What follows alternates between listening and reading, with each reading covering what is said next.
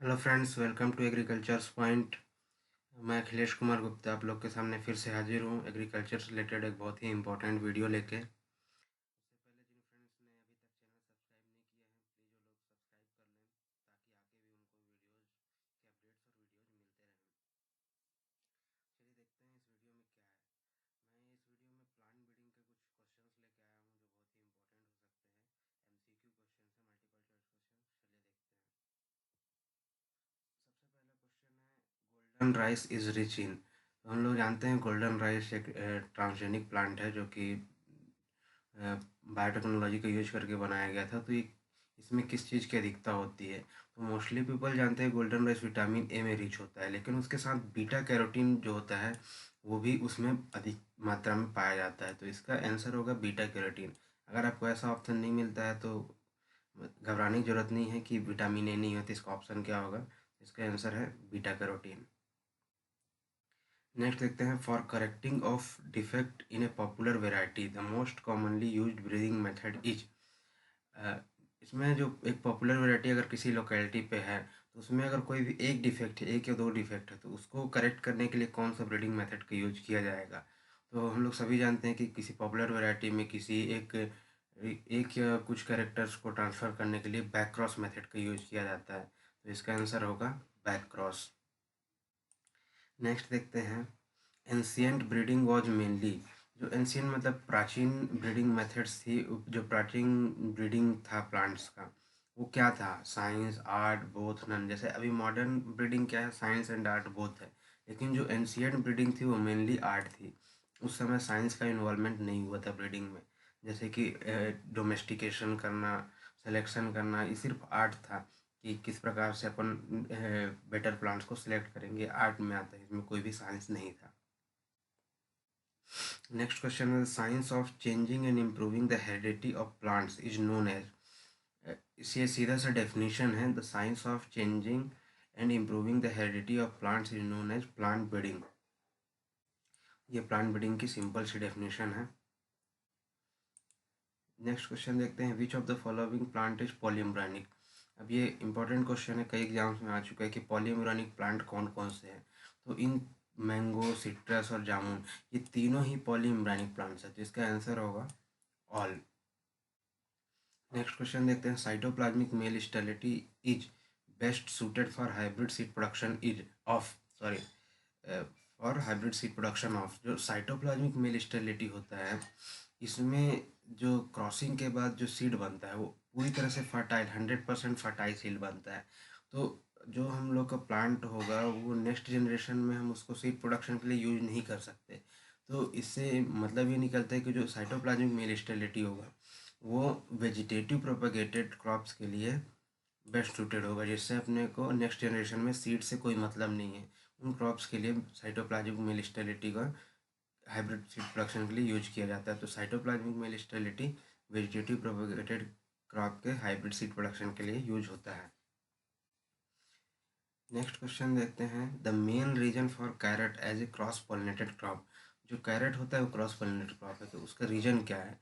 तो इसका आंसर है प्रोटेंड्री। जो कैरेट होता है इसे प्रोटेंड्री पाया जाता है, मीन्स जो एंड्रोशियम होता है मेल पार्ट, वो फीमेल पार्ट से पहले मैच्योर हो जाता है, जिसको हम लोग डाइकोगेमी बोलते हैं। ये क्रॉस पॉलिनेशन को प्रमोट करता है। नेक्स्ट देखते हैं, DNA synthesis takes place at which stage. ये नॉर्मल सा क्वेश्चन है, सेल डिवीजन या सेल साइकिल जिसको हम लोग बोलते हैं, कि इंटरफेज में जो 3 फेज होते हैं, G1 S G2, तो इनमें से डीएनए सिंथेसिस कब होता है? तो सिंथेसिस फेज एस फेज होता है, जिसमें डीएनए का सिंथेसिस होता है।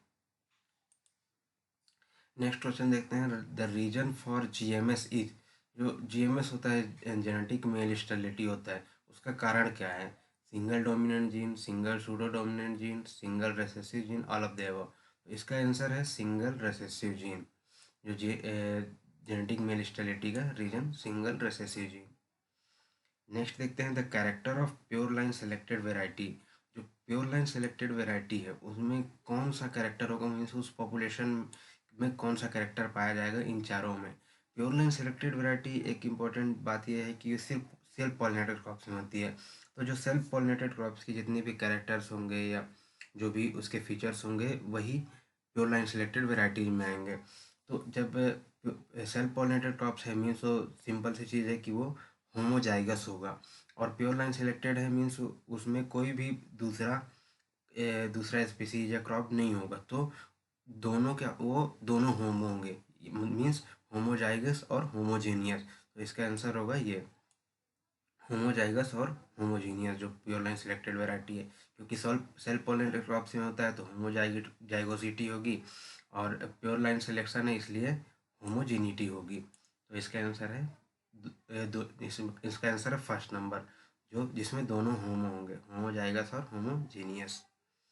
नेक्स्ट क्वेश्चन देखते हैं, the mechanism which promote self pollination. कौन सा मैकेनिज्म है इन चारों ऑप्शन में जो सेल्फ पॉलिनेशन को प्रमोट करते हैं। तो पहला ऑप्शन है क्लेस्टोगेमी, दूसरा डाइकोगेमी, तीसरा मेरिस्टेलिस, चौथा ऑल। तो हम सभी जानते हैं, बहुत ही नॉर्मल क्वेश्चन है ये, कि क्लेस्टोगेमी जो है सेल्फ पॉलिनेशन को प्रमोट करता है।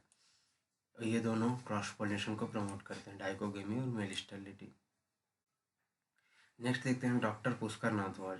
डॉक्टर पुष्कर नाथ किस क्रॉप के ब्रीडर थे, rice breeder, sugarcane breeder, potato breeder या रोज ब्रीडर।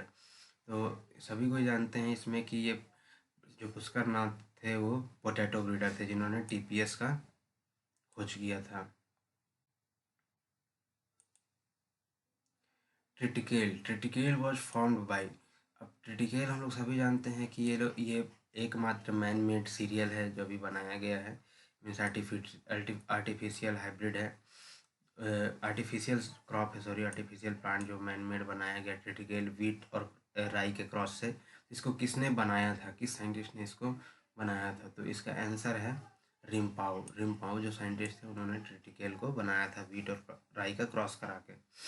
नेक्स्ट क्वेश्चन देखते हैं, which of the following is responsible for cross pollination in chilli and brinjal.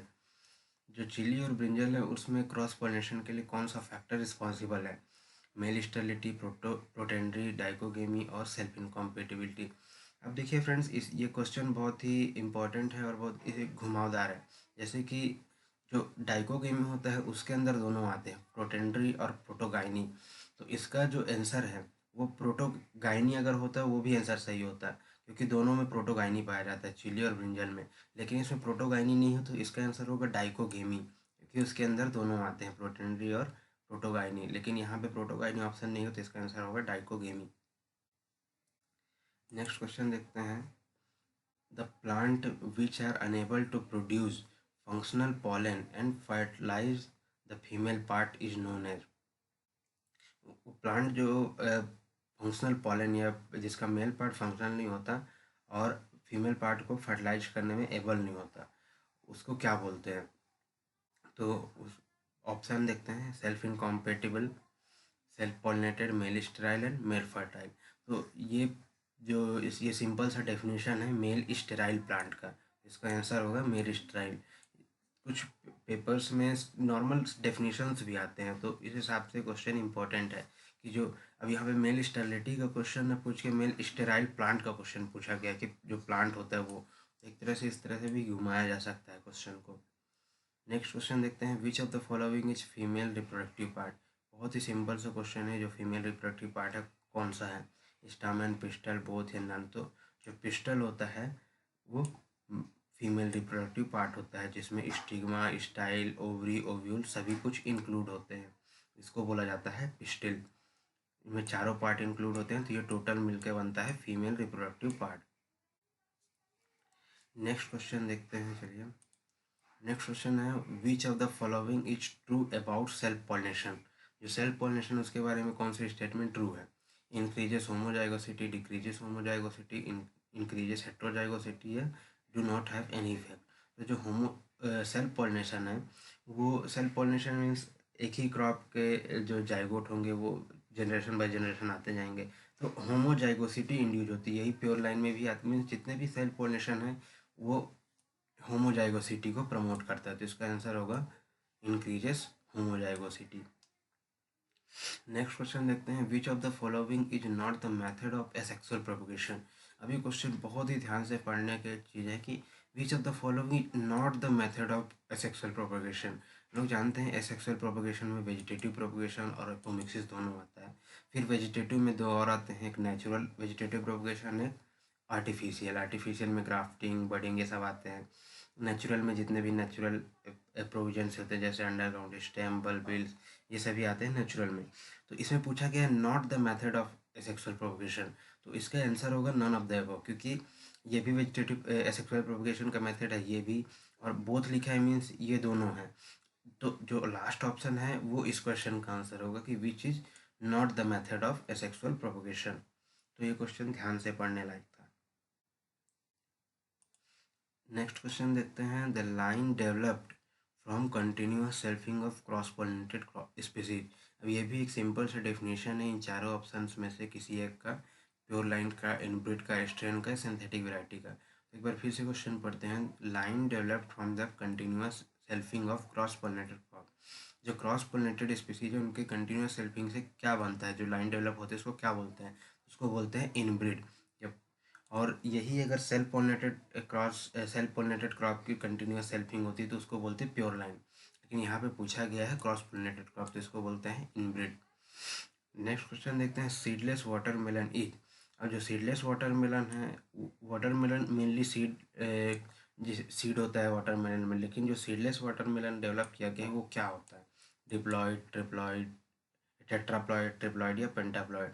तो जो सीडलेसनेस के लिए जो अभी तक मेथड या जो ब्रीडिंग प्रोसीजर डेवलप की गई है वो है ट्रिप्लॉयड। तो जो वाटरमेलन है वो है ट्रिप्लॉयड, सीडलेस वाटरमेलन।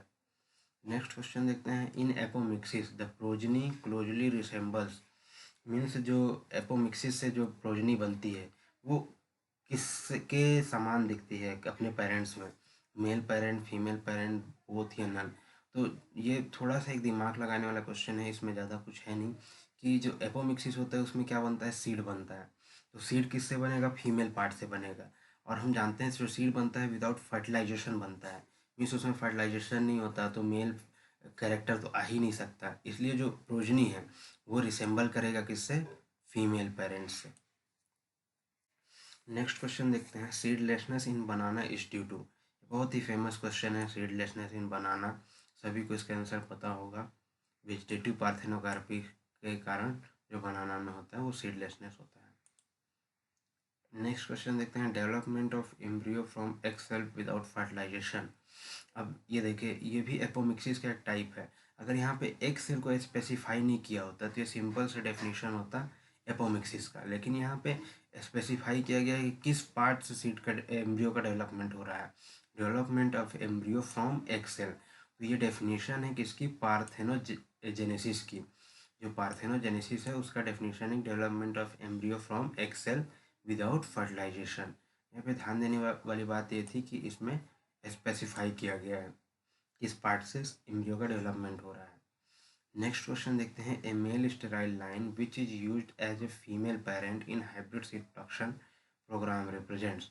जो हाइब्रिड सीड प्रोडक्शन होता है उसमें जो मेल स्टेराइल लाइन है, जो फीमेल पेरेंट है, उसमें कौन से लाइन को यूज किया जाता है। जैसे मेल स्टेरिलिटी में 3 लाइन होते हैं, ए, बी और आर लाइन।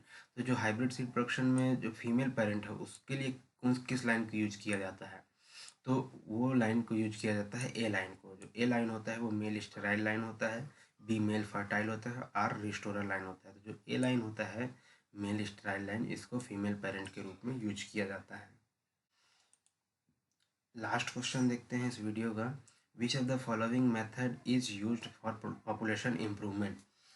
अभी बहुत ही स्पेसिफिक और इम्पोर्टेंट क्वेश्चन है कि जो हम लोग ब्रीडिंग मेथड जितने भी जानते हैं, सेल्फ पोलिनेटेड के लिए अलग होते हैं, क्रॉस पोलिनेटेड के लिए अलग होते हैं, वेजिटेटिव प्रोपगेशन के लिए अलग होते हैं, कुछ स्पेशल ब्रीडिंग मेथड होते हैं जो कि सिर्फ स्पेशल पर्पज के लिए यूज़ किए जाते हैं। ये उसी टाइप का क्वेश्चन है कि जो सिर्फ पॉपुलेशन इम्प्रूवमेंट में यूज़ होता है जो ब्रीडिंग मेथड, वो कौन सा है।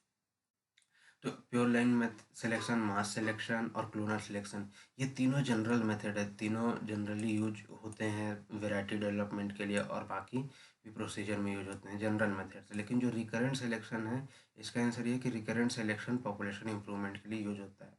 जो रिकरेंट सिलेक्शन ब्रीडिंग मेथड है वो मेनली पॉपुलेशन इंप्रूवमेंट के लिए यूज होता है। तो फ्रेंड्स, ये था आज का वीडियो जो प्लांट ब्रीडिंग के मॉडल क्वेश्चंस पे बेस्ड था। आप सभी को थैंक्स वीडियो देखने के लिए, और मैं फिर से रिक्वेस्ट करता हूँ कि आप प्लीज़ चैनल को सब्सक्राइब कर लें, वीडियो को शेयर करें, लाइक करें और फेसबुक पेज भी लाइक करें आप। उसमें जो अपडेट्स होते हैं वीडियो के वो मिलेंगे और कुछ क्वेश्चन डिस्कशन भी हम देखेंगे। तो आज की वीडियो यहीं तक, मिलते हैं नेक्स्ट वीडियो में।